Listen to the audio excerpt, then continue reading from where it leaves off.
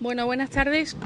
Comenzamos la segunda parte de este día de jornada con una mesa un poco distinta a las que hemos tenido anteriormente, porque hasta ahora hemos visto a productores independientes, a gente de distintos campos, pero siempre vinculado evidentemente al tema de Internet. Pero esta mesa es distinta porque vamos a ver la visión de dos empresas públicas como RTVE y RTVA, y luego una empresa como Antena 3, es decir, estamos hablando de grandes empresas audiovisuales que han dado también, que llevan ya años dando pasos lógicamente hacia la consecución de objetivos también y de productos y de servicios a través de la red.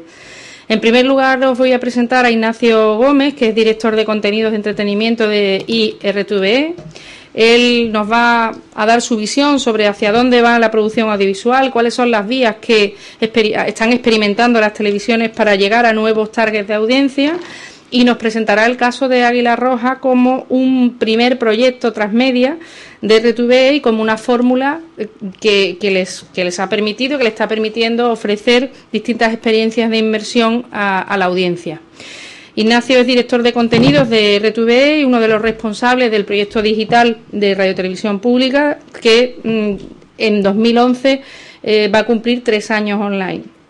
Es también coautor del blog de innovación audiovisual Buffering y coordinador de los premios INVI a la innovación audiovisual en Internet. Es licenciado en Ciencias Económicas y Empresariales por ICADE y tiene experiencia anterior como periodista y coordinador web de 20minutos.es. Ha trabajado también como periodista, como editor freelance para distintos medios y publicaciones, y fue en 1999 uno de los miembros de la redacción fundacional de Bakia.com, una revista de Internet pionera, uno de los proyectos editoriales íntegramente digitales de la web en España. Así que muchas gracias por tu presencia aquí, Ignacio, y a ver, cuéntanos. No sé si... sí, se me oye. Bueno, creo que no hace falta que me acerque tanto, ¿no? Bueno, pues lo primero, agradecer a la Fundación, ¿no?, la invitación que nos ha hecho a rtv.es, y luego también mis disculpas a los ponentes, ¿no?, que habéis estado aquí tanto esta mañana como ayer. No he podido asistir a las ponencias, la verdad es que me hubiera gustado. Espero, si no, a ver si puedo leer las ponencias en el libro o sacarlas de la web de algún lado. En YouTube. En YouTube, pues bueno, sí, intentaré verlas en YouTube. Entonces la ponencia, que como nos pedisteis a cada uno que hiciéramos una especie de pequeña ponencia individual, yo básicamente la he estructurado, como bien se decía en la introducción, de alguna manera es hablar unos minutos de forma genérica de lo que se considera como transmedia, y luego para centrarlo igual en algunos ejemplos concretos de lo que estamos haciendo en rtv.es. ¿Qué es un proyecto transmedia? Bueno, a todo esto lo primero decir que la palabra transmedia pues es una palabra que está, ¿no?, terriblemente de moda, con todo lo problemático que tiene, que no siempre a todo aquello que se le califica como transmedia es transmedia. En general, por un proyecto transmedia sería un proyecto en el cual se crean contenidos aprovechando lo que digamos el potencial específico de cada una de las plataformas. Pero en lugar de perderme en definiciones, os quería mostrar una especie de texto descriptivo de Tim Kring, que es el creador de Conspiracy for Good, que es precisamente uno de los proyectos transmedia más interesantes que se pudieron ver el año pasado. Él también fue el creador de Héroes, la serie de superhéroes, y entonces, aunque no os la voy a leer entera porque la tenéis aquí, ya es bastante grande, sin embargo sí que me voy a detener en algunas de las cosas que él dice, ¿no? Entonces, Tim dice, bueno, pues empecé a pensar en una nueva forma de contar una historia muy distinta a la televisión tradicional. La primera en la frente, ¿no?, aquí a los miembros de las televisiones tradicionales. Segundo punto, llegó un momento en que pensó, pues yo quería crear una narrativa que se esparciera por las calles. A mí este elemento de esparcimiento me parece muy interesante, porque precisamente una de las características de los proyectos transmedia es que escapan, vamos a decirlo, al marco que establece, por ejemplo, la pantalla del televisor. Uno está acostumbrado a ver en nuestro caso, vamos a poner, por ejemplo, la Águila Roja, Gran Reserva, que están actualmente en emisión, pues uno la ve el jueves de 10 a 11 y hasta el jueves siguiente, ¿no?, te olvidas de Gran Reserva.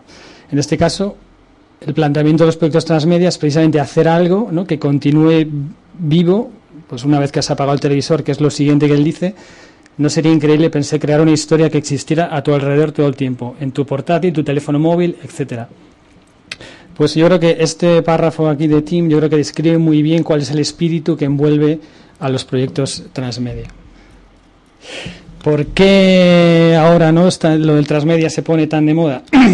Yo os he puesto aquí una serie de razones, seguramente haya más, pero bueno, eran las que a mí me parecían más pertinentes. Por un lado, los cambios tecnológicos. En este caso, tampoco me voy a detener aquí mucho, pero evidentemente, si hablamos, por ejemplo, del desarrollo de la banda ancha, la universalización del acceso, la posibilidad de acceder, ¿no?, al Internet con el móvil, pues todo esto facilita, ¿no?, que se generen una serie de contenidos que probablemente pues antes no había posibilidad de crearlos. Lo segundo es un término que le he robado aquí, me apunta porque siempre se me olvida, es Michel Reilac, que es el director ejecutivo de Arte Televisión. Es un término en inglés que él dice gamification, la verdad es que no he podido ni traducirlo, yo entiendo que sería como igual ludificación, ¿no? Es como los videojuegos cada vez van contaminando, contaminan cada vez más la realidad, ¿no? Entonces empiezan a ocupar una dimensión más amplia de la que inicialmente ocupaban. Los videojuegos, pues antiguamente, pues si pensáis por ejemplo en el Pac-Man, en el Comecocos, pues son juegos que se llaman no productivos. Al final jugar no tiene casi ningún, bueno, salvo la satisfacción de comerte todas las bolitas, pues no tiene otro provecho. Sin embargo, hoy en día, pues los videojuegos, o vamos a decir los esquemas narrativos y dinámicos de los videojuegos se utilizan ya en otra serie de campos, como son pues la educación, la medicina, etcétera, ¿no? Entonces, como salen de alguna manera de la marginalidad en la que estaban ubicados anteriormente, y el jugador, que podríamos decir también era un poco friki, ¿no? El freak, el que se dedicaba a los videojuegos, pues ahora de repente incluso es algo que te confiere, ¿no?, cierto estatus. Entonces esto es importante porque ya veremos que al final lo que cuando tenemos a más gente jugando, pues básicamente eso también genera unas expectativas, ¿no?, en el jugador, que luego pues él traslada igual a los productos audiovisuales. Otro factor que he puesto aquí es la masificación de los mundos virtuales. Bueno, básicamente es también decir cómo la importancia que han tenido los mundos virtuales y los juegos de rol. En el fondo los juegos de rol se vienen jugando pues de los años 70 y seguramente desde los años 80 ya había posibilidad de jugar de forma interactiva, seguramente a través de las salas de chat, etcétera, ¿no? Sin embargo, pues cada vez se generan mundos virtuales más sofisticados, pues desde el Second Life, pasando por el World of Warcraft, que ahora es el que se lleva la pana, etcétera. Entonces, también veremos cómo todo esto, ¿no?, de alguna manera, insisto, transforma las expectativas de los espectadores. Aunque ponga aquí masificación, evidentemente no es masificación, todavía son servicios minoritarios. Pero bueno, quiero decir, igual World of Warcraft no sé si tiene como 14 millones de usuarios, pero en fin. Otro aspecto sería la explosión de las redes sociales. Pues bueno, si habéis visto la película de la red social, en el fondo es una cosa bastante reciente, ¿no? El Facebook se crea en el año 2005. Entonces, por ejemplo, me venía a la cabeza mientras venía en el tren pensando qué ejemplo les puedo dar. Entonces me he acordado de esa quedada que hubo el año pasado, creo que fue en la plaza de la Catedral de Galicia, en la cual se juntaron, no sé si fueron 400 fans de Star Wars, todos disfrazados, ¿no?, como personajes de Star Wars, y entonces hasta pasó filas Darth Vader, que no sé si fue incluso el propio Constantino Romero, que es el que ponía la voz original a Darth Vader. Pues bueno, esto en el fondo antiguamente también existían, vamos a decirlo, comunidades de fans en torno a temas, pero claro, lo que posibilita las redes sociales es que de repente a un tipo se le ocurre una idea, pone un tweet y de ahí se genera pues una cosa tan grande como esa, ¿no?, como 400 señores ahí en una plaza y disfrazados de soldados imperiales. Y por último, otro factor que explica por qué, ¿no?, la explosión del término transmedia es la multiplicidad de pantallas. Como decía antes Tim, la posibilidad de llevarte el contenido contigo, ¿no? Insistiendo en lo que os decía antes, pues ya se rompe esa barrera que suponía el que tuvieras que estar sentado delante de la televisión y tú te puedes llevar la historia contigo a todas partes. Este es un ejemplo de esto que os digo, Clone Wars Adventures. He puesto el ejemplo de Star Wars también porque, bueno, al final tanto Star Wars como Star Trek pues son paradigmas, ¿no?, a lo mejor de lo que podrían ser o antecedentes muy claros de lo que serían contenidos transmedia. Este es un juego también que han sacado hace poco, un mundo virtual, y bueno, en una semana pues ya tenía 1 millón de usuarios y te permite hacer todo tipo de cosas, ¿no? Desde utilizar las naves, ¿no? Practicar con la espada láser, etcétera. ¿Qué es lo que se busca con los contenidos transmedia? Pues os he puesto aquí un gráfico. Básicamente es generar un universo narrativo, ¿no? Entonces, este universo narrativo tienes generalmente un núcleo central que puede ser una serie, una película, etcétera, y en torno a eso hay toda una serie de elementos que contribuyen precisamente al desarrollo de esa experiencia.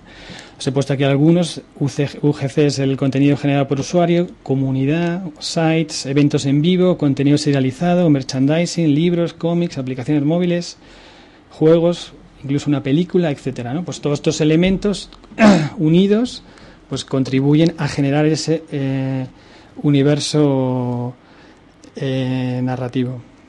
De hecho, antes que estaba hablando con Alfonso y Alberto de Mundo Ficción, me decía, hablando de otra cosa, me decía, es la locura colectiva. Pues yo, en el fondo, entiendo el transmedia, si no es conseguir crear, ¿no?, esa locura colectiva o esa catarsis colectiva en torno a un contenido de entretenimiento.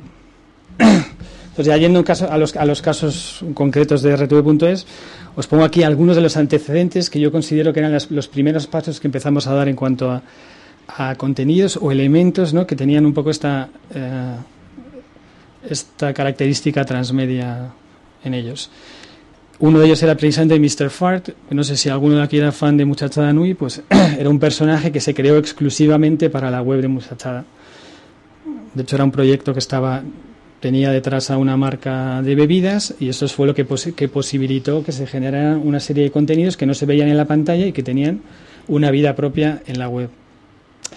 Otro antecedente para mí sería el caso de Guante Blanco, que era una serie que tuvimos en televisión, que duró únicamente 8 episodios, y en el cual, pues la verdad es que en la web hicimos unas iniciativas bastante interesantes. Por ejemplo, estas que os menciono aquí, el Tú Ruedas y el Tú Montas. En el Tú Ruedas lo que les poníamos a la gente era una serie de planos del último episodio, precisamente era de la última escena del episodio, y la gente lo que hacía es lo remontaba y los volvía a subir. Que es un poco, no he estado en la charla la de Nico, la del Cosmonauta, pero precisamente ellos, por ejemplo, en el Cosmonauta, pues hicieron una cosa similar, ¿no? Pusieron como 20 minutos de su película y la gente lo remontaba, etcétera, ¿no? Le ponía la música que quería. Y el Tú Montas, lo que les dábamos a la gente era una escena del guión, y ellos básicamente la interpretaban y nos mandaban su propia trocito de serie, ¿no? Me os voy a poner por aquí. Este sería uno de los montajes que nos hizo uno de los usuarios. Bueno, ¿qué es, Sarita? ¿Te apetece unas vacaciones? Sí, claro. Vale. ¡Alto, policía!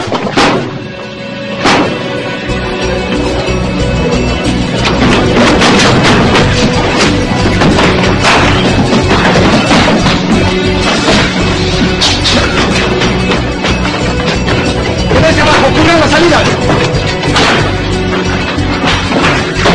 Tampoco os lo quiero poner entero, pero vamos, básicamente es para que veáis que al final había tantos montajes distintos como participantes, ¿no? Algunos lo montaban de una manera, jugaban con las imágenes, otros le impostaban la voz, y había todo tipo de iniciativas en torno a un contenido nuestro. Otro antecedente que he puesto aquí sería el de Plutón Verbenero, que fue la serie ¿no?, la comedia así intergaláctica de Alex de la Iglesia. Ya en esta serie, por ejemplo, nos planteamos la posibilidad de hacer unos webisodes, que serían unos episodios que siguieran una trama independiente y que únicamente se distribuyeran a través del móvil y de la web. En este caso no salió por un tema de costes, que luego seguramente será uno de los temas que toquemos, ¿no?, cómo se financian estas cosas. Pero lo que sí que hicimos, por ejemplo, fue el Twitter de Valladares, que era el Capitán Valladares, y entonces de repente el Capitán Valladares pues adquiría una personalidad fuera de lo que sería la serie, ¿no? Entonces él iba contando pues cómo era su semana entre capítulo y capítulo, por ejemplo. Y como decían al principio, el caso para nosotros igual más paradigmático, que más elementos transmedia podemos decir que tiene hoy en día, sería Águila Roja. Bueno, aquí os he puesto la web de Águila Roja. Bueno, evidentemente Águila Roja tiene lo que sería la serie, que es el contenido serializado que os comentaba al principio. Tiene la web, y luego seguramente el elemento más interesante que introdujimos en su día en Águila Roja era el videojuego. en el videojuego lo que permitía también era a la gente, ¿no? Pues jugar nuevamente, como os digo, entre episodio y episodio, contribuyendo al desarrollo de esa experiencia que os menciono. Y en el videojuego se desarrollaban tramas también relacionadas con la serie, pero distintas de la propia serie. Podían tener como catalizador elementos, ¿no?, narrativos de lo que eran los capítulos de la serie. De hecho, al término de cada episodio se arranca un poco, ¿no?, la nueva trama en el videojuego, pero la gente le permite seguir teniendo, ¿no?, Águila Roja en la cabeza 7 días a la semana. Pues bueno, el juego hoy en día tiene 400.000 usuarios registrados y 260.000 jugaron el último mes, ¿no?, para que veáis la fuerza que tiene el juego. ¿Qué más tiene Águila Roja? Pues por ejemplo, antes, si os acordáis de ese grafiquito que os ponía con los circulitos, pues otro aspecto es la comunidad, ¿no? ¿Cuán importante es la comunidad en Águila Roja? Pues bueno, evidentemente utilizamos las redes sociales, en este caso Facebook tiene 90.000 fans, sin contar los que tienen también el propio Facebook del juego, etcétera. Tiene un foro en el cual la gente pues no para de comentar, en este caso os he puesto 150.000 comentarios, y luego hacemos eventos pues en los cuales de hecho participan los propios fans de la serie. Entonces, os pongo un pequeño vídeo en el cual vemos aquí, ¿no?, lo que fue por ejemplo la visita de algunos de los fans al plato de Águila Roja.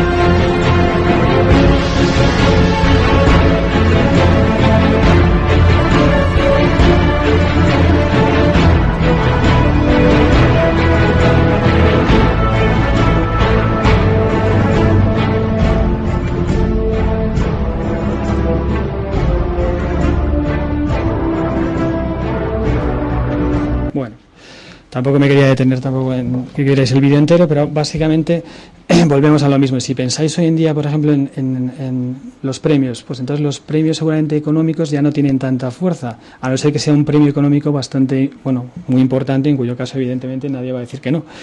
Pero si no, lo que nosotros nos damos cuenta hoy en día, que por ejemplo tiene más valor para la gente este tipo de cosas, ¿no? Yo te premio con una visita a la serie, vas a conocer a Gonzalo, al personaje de Águila Roja, vas a poder, yo que sé, luchar con la espada de Águila Roja, etcétera, etcétera, ¿no?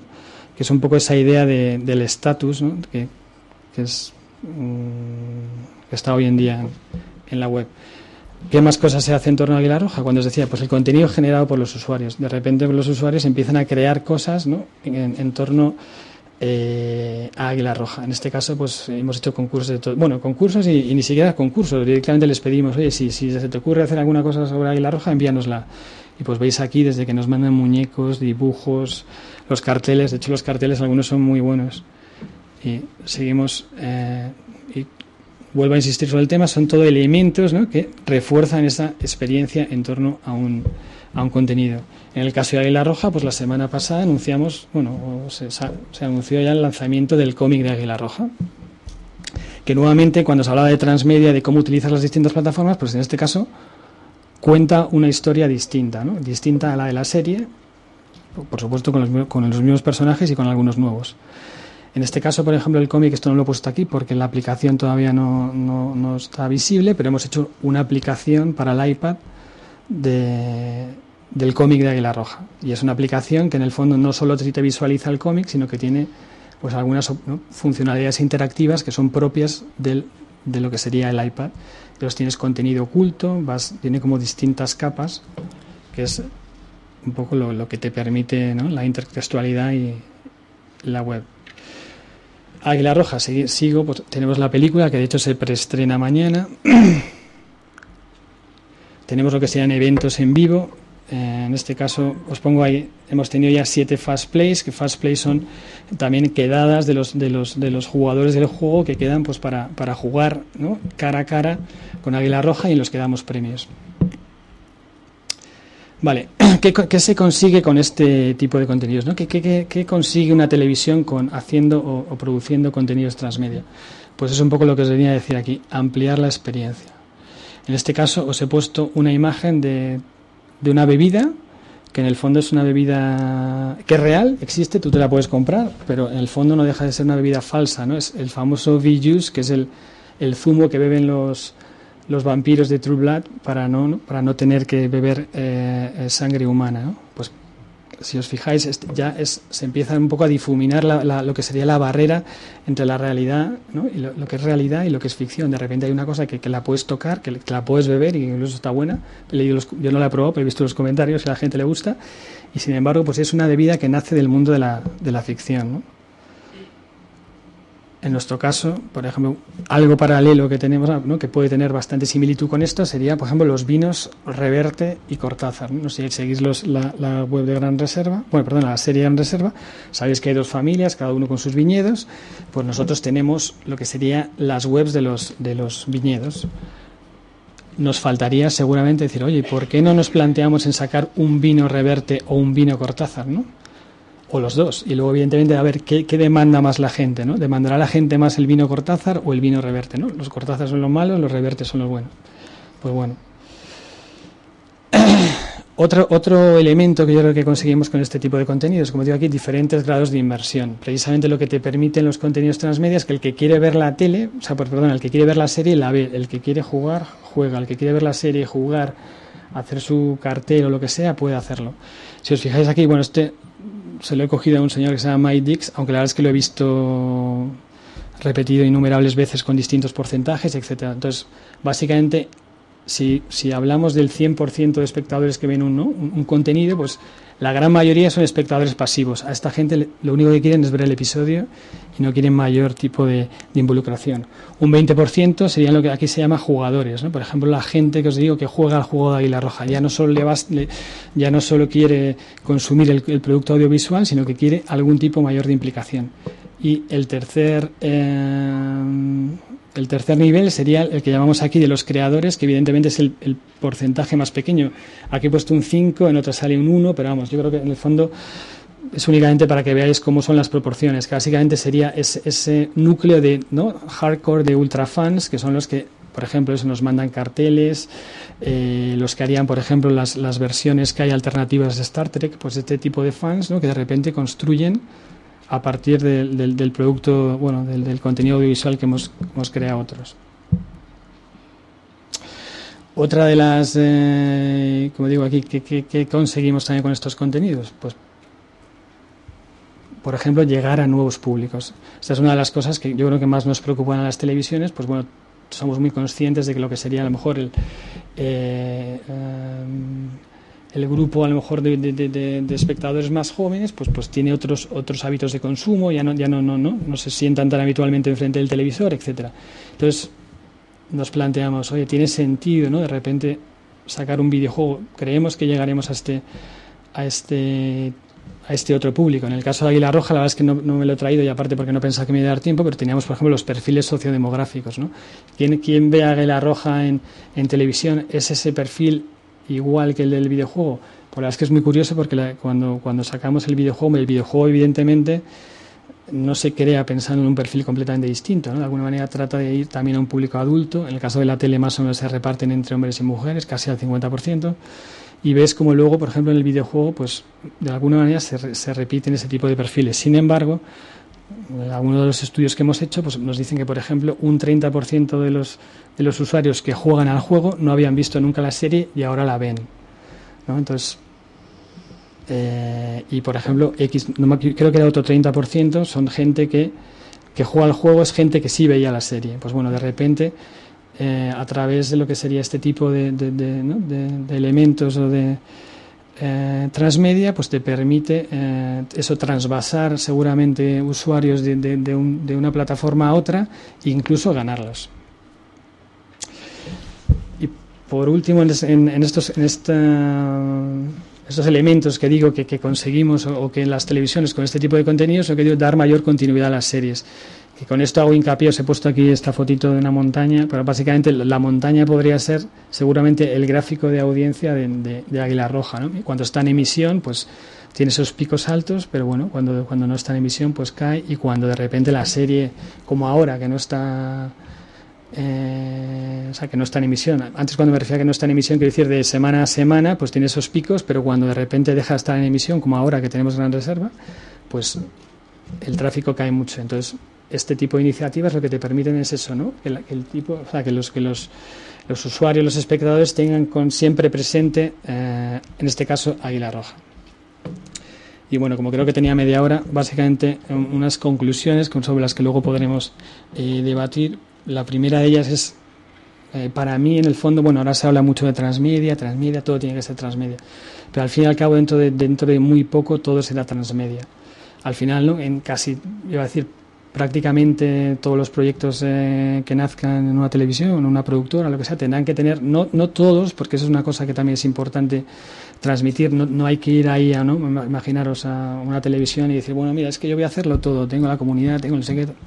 No todos igual los contenidos son susceptibles de tener, ¿no? Todos estos elementos alrededor de ellos, pero desde luego, por ejemplo, a mí me parecería sospechoso que, no sé, en 1 o 2 años alguien te venga con un proyecto, una propuesta que es puramente audiovisual, ¿no? Que no tiene en cuenta, pues por ejemplo, lo que puede haber en redes sociales, puede haber en móviles, etcétera. Mi segunda conclusión sería que evidentemente estos, aunque en el fondo, como digo, los antecedentes transmedia vienen de hace mucho tiempo y seguramente antes de las televisiones todo era transmedia, en el sentido de que al final son, llámalo, los formatos de televisión, el hecho de que el episodio tenga que ser 1 hora, emitirse en prime time, seguramente lo que condiciona el propio contenido. Estamos en una fase de lo que llamo de adaptación, experimentación. Realmente no hay un librillo, ¿no? Un manual que te diga exactamente qué es lo que funciona y lo que no funciona. Y entonces, pues, se trata de ir probando.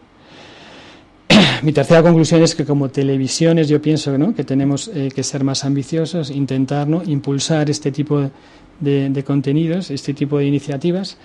Y por último, una cosa que creo que también es importante, seguramente hacen falta cambios en la cadena, llámalo, de producción, ¿no? Lo que se refiere a, pues, por ejemplo, antes os mencionaba al hombre al director ejecutivo de arte, pues en arte, él venía a decir que en arte no hay diferencia entre un proyecto transmedia, imaginaos que sea una película o una serie con todo ese mundo, ese universo alrededor, y una serie normal, ¿no? Los tratan de la misma manera.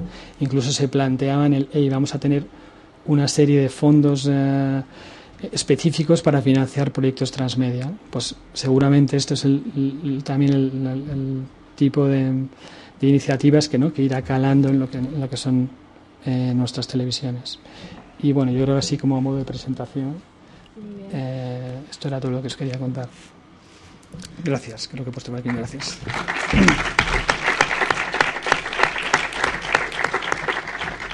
¿Hay alguna cuestión que queramos plantear? Sí. Un segundito, que ahora te... Sí. Hola, buenas tardes.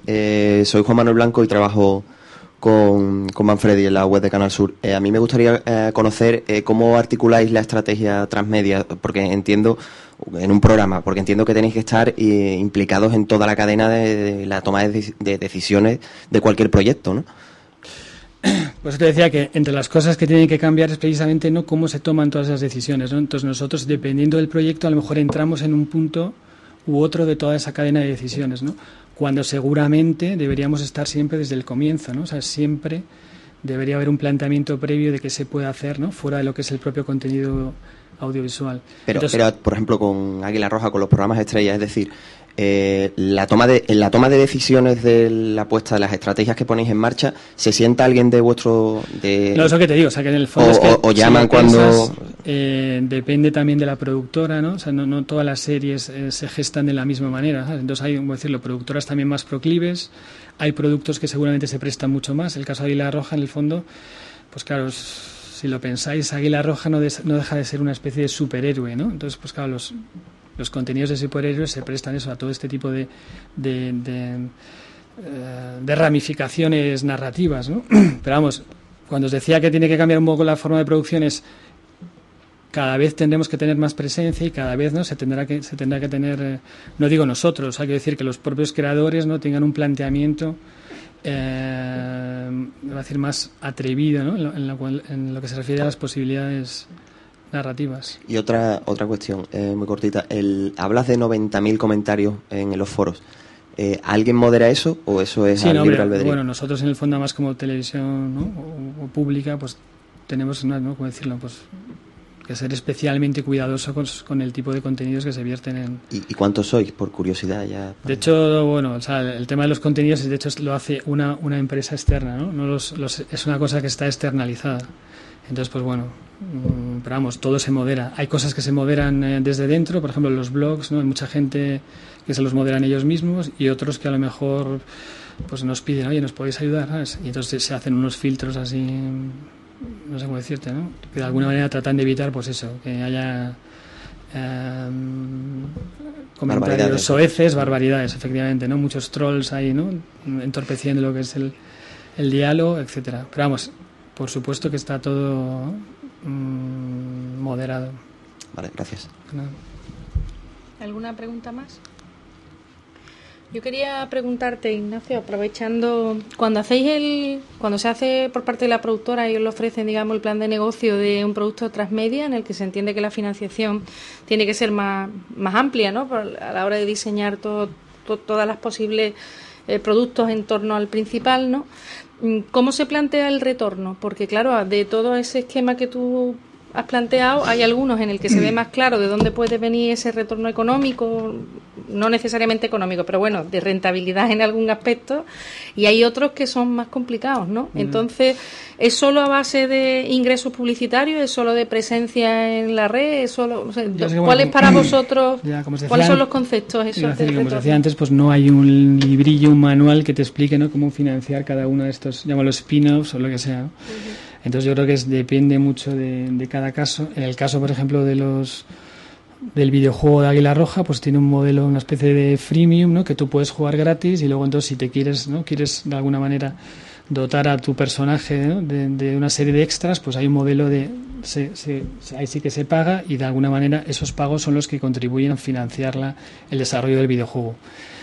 Pero como digo, pues no hay un caso único, ¿no? De hecho, esto es una cosa, como os decía antes, que estamos en fase de experimentación, y entonces no sé, por ejemplo, antes os contaba el caso también de Plutón Verbenero, cómo se planteó hacer los webisodios y al final no salió, verdaderamente no veíamos la manera, ¿no? Era muy caro de producir para luego llegar igual a un público pues muy reducido, ¿no? Entonces, y de todas maneras, por ejemplo, cuando también os digo que cuando se ponga sobre la mesa un contenido de estos, pues hay que ir pensando, ¿no?, en ir creando ese universo. También yo creo que se hace un poco de manera progresiva, ¿no? Es como un crecimiento orgánico. Pues a lo mejor si Águila Roja evidentemente no hubiera tenido el éxito, ¿no?, con el que arrancó, pues a lo mejor tú no te planteas hacer el videojuego, ¿no? Entonces es como que una cosa va llamando a la otra, y entonces pues vas explorando diversas opciones, pero pues todavía no hay ninguna, ¿no?